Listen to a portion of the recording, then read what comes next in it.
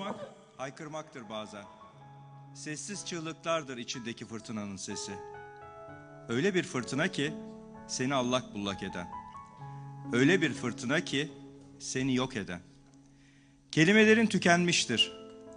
En anlamlı mısralar anlamını yitirmiştir. Yapma demek istersin, diyemezsin. Etme demek istersin, diyemezsin. Sevginin matematiği yok ki dersin içinden. Nedenleri sorgulamaktan tükenmişsindir. Niçin olduğunun önemi de kalmamıştır. Umutsuzluk denizinin ortasında yelkeni kırılmış bir teknedesindir artık. Rüzgar bile anlamını yitirmiştir. Ne o yelkeni tamir edecek bir yürek vardır karşında, ne de sende artık o yelkensiz tekneyle karşı kıyıya gidecek cesaret. Ve avazın çıktığı kadar susarsın.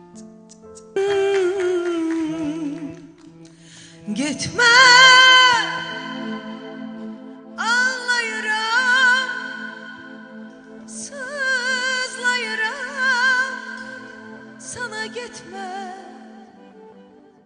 gitme, yalvarırım,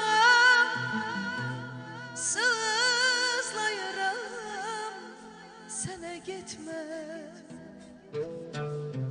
gitme.